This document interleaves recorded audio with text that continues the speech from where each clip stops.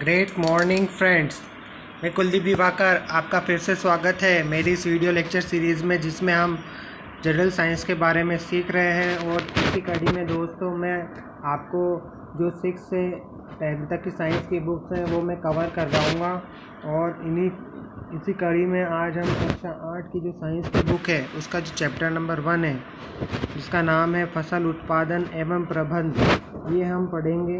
और फसल उत्पादन एवं प्रबंधन में हम देखेंगे कि किस तरीके से किसान वर्ग जो होता है, क्योंकि भारत एक कृषि प्रधान अर्थव्यवस्था है और इसमें फसल उत्पादित होती है जिससे हमें खाने को चीज़ें मिलती है और अन्य व्यवसायों के लिए भी कच्ची सामग्री उपलब्ध होती है। किस तरीके से इन फसलों का उत्पादन किया जाता है और किस तरीके से इनका प्रबंध किया जाता है। प्रबंध से यहाँ से मतलब है इनका भंडारण किस प्रकार से किया जाए, इनका रख रखाव किस प्रकार से किया जाए, इनको नष्ट होने से किस प्रकार से बचाया जाए। तो ये सब प्रबंध के अंतर्गत आते हैं। तो फसल उत्पादन कैसे किया जाए और उसका प्रबंध कैसे किया जाए, इस चैप्टर में हम ये पढ़ेंगे। तो इसमें जो पहली और बूझो पात्र है, तो वो गर्मियों की छुट्टियों में अपने चाचा के यहाँ जाते हैं। उनके चाचा एक किसान हैं, तो चाचा किसान है तो वो खेती करेंगे, और खेती करेंगे तो कुछ उपकरण उपयोग में लेंगे। तो पहली और बूझो ने घर में खुरपी, दराती, बेलचा और हल इत्यादि देखे तो बहुत आश्चर्यचकित हो गए। तो उनके दिमाग में ये प्रश्न आया बूझो के कि ये सब कैसे, इन खुरपी का, दराती का, बेलचा का, हल का, इनका किस प्रकार उपयोग करते हैं। तो ये इसके दिमाग में क्वेश्चन आया। तो आप ये भी जानते हैं कि सभी सजीवों को भोजन की आवश्यकता होती है, पौधों को भी भोजन की आवश्यकता होती है, जंतुओं को भी भोजन की आवश्यकता होती है और मनुष्यों को भी भोजन की आवश्यकता होती है। पौधे एक ऐसे प्राणी होते हैं जो अपना भोजन स्वयं भी बना देते हैं, जो स्वपोषी पौधे होते हैं। तो मैंने आपको पिछली वीडियो में बताया है कि स्वपोषी पौधे जो होते हैं वो अपना भोजन खुद ही संश्लेषित करते हैं, लेकिन मनुष्य और जंतु जो होते हैं वो अपना भोजन स्वयं बनाने में असमर्थ होते हैं, वो अपना भोजन नहीं बना सकते। तो जंतुओं के भोजन का स्रोत क्या है? तो जंतु जो होते हैं अपने भोजन पौधों से ग्रहण करते हैं, या अन्य जंतु जो पौधे खाते हैं उनसे ग्रहण करते हैं।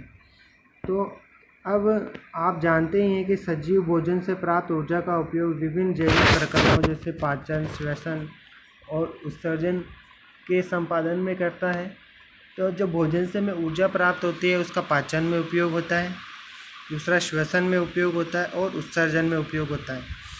पाचन में भी होता है, श्वसन में भी होता है और उत्सर्जन में भी होता है। हम अपना भोजन पौधों और जंतुओं दोनों से ही प्राप्त करते हैं। क्योंकि हम सभी को भोजन की आवश्यकता होती है, अतः हम अपने देश के इतने अधिक लोगों को भोजन किस प्रकार प्राप्त करते हैं। तो देश की जनसंख्या बहुत ज़्यादा है और देश के सभी लोगों को भोजन की आवश्यकता होती है। तो इतना सारा भोजन कहाँ से? तो भोजन को बड़े स्तर पर, यानी बहुत ज़्यादा मात्रा में उत्पादन करने की आवश्यकता होती है। और इस तरीके से जो भोजन उत्पादित होता है वो फसलों के द्वारा होता है, किसान इसको उत्पादित करते हैं। तो इन्हीं भोजन को एक नियमित इनका उत्पादन ज़रूरी है। इसका प्रबंधन यानी इसको मैनेज करना, किस तरीके से इसका रख रखाव किया जाए और वितरण किस तरीके से लोगों तक ये पहुंचाया जाए जिनको इसकी ज़रूरत है। तो ये 3 चीज़ें इम्पोर्टेंट है, एक तो उत्पादन करना, एक इसका प्रबंधन करना और एक इसका वितरण करना। अब हम अगला टॉपिक हमारा दोस्तों है कृषि पद्धतियाँ।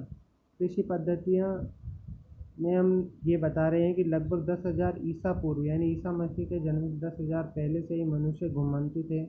वो भोजन के लिए एक स्थान से दूसरे स्थान में समूह में विचरण करते थे, यानी ग्रुप में चलते थे। वे कच्चे फल और सब्जियां खाते थे। उन्होंने भोजन के लिए जंतुओं का शिकार करना प्रारंभ किया। कालांतर में खेती करी, चावल, गेहूँ, अन्य खाद्य फसलों को उत्पादित कर सके। इस प्रकार कृषि का आरंभ हुआ। तो जब एक ही किस्म के पौधे किसी स्थान पर बड़े पैमाने पर उगाए जाते हैं तो फसल कहते हैं। तो एक ही प्रकार के पौधे वो बड़ी मात्रा में उगाए जाते हैं तो उसे क्या कहते हैं? फसल। जैसे गेहूँ के खेत में गेहूँ के बहुत सारे पौधे होते हैं, बाजरे के खेत में बाजरे के बहुत सारे पौधे होते हैं, तो उसको बाजरे की फसल बोलेंगे, उसको गेहूँ की फसल बोलेंगे। तो विभिन्न प्रकार की फसलें होती हैं, जैसे हम अन्न उगाते हैं, हम सब्जियां उगाते हैं, हम फल उगाते हैं। अब इनका वर्गीकरण हम किस मौसम में, फसलों का जो वर्गीकरण है वो मौसम के आधार पे होता है कि कौन से मौसम में हम उगाते हैं। तो फर्स्ट वर्गीकरण मतलब इसका टाइप्स आएंगे किस आधार पे कि किस मौसम में उगाया जाता है। तो भारत एक विशाल देश है, इसमें अलग अलग जलवायु की परिस्थितियाँ होती हैं, एक क्षेत्र से दूसरे क्षेत्र से भिन्न होती हैं। देश के विभिन्न भागों में विभिन्न प्रकार की फसलें उगाई जाती हैं। इस विविधता के बावजूद मोटे तौर पर फसलों को दो वर्गों में बांटा गया है। तो फसलों को दो वर्गों में बांटा गया है, एक होती है खरीफ की फसल और एक होती है रबी की फसल।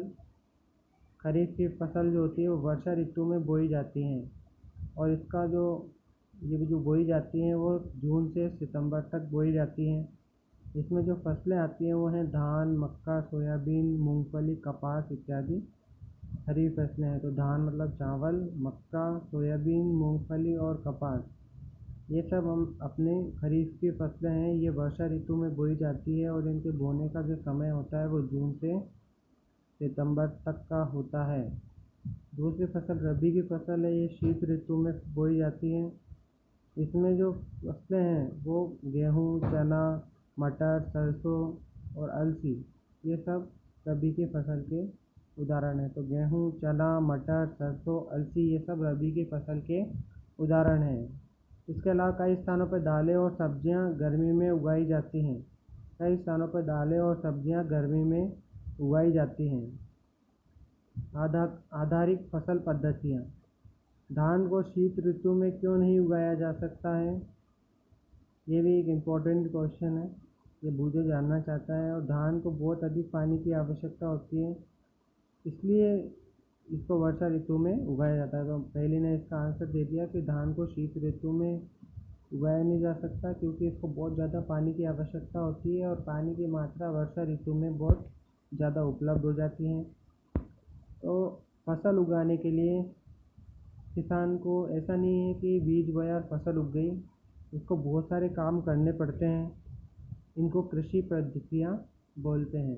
तो किसान जो खेती के लिए पद्धतियाँ यूज देता है, क्रियाकलाप करता है, काम करता है, बीज बोने से लेकर इसकी फसल काटने तक की, ये सब कृषि पद्धतियों के अंदर आता है। तो कृषि पद्धतियों के जो स्टेप्स हैं, पहला मिट्टी तैयार करना, सबसे पहले मिट्टी तैयार की जाती है, उसके बाद बुआई की जाती है, उसके अंदर बीज डाला जाता है, खाद और उर्वरक दिए जाते हैं, सिंचाई की जाती है, खरपतवार जो अन्य पौधे उग जाते हैं उनसे सुरक्षा की जाती है, फिर उसकी कटाई की जाती है, और सबसे लास्ट में इम्पोर्टेंट है भंडारण करना।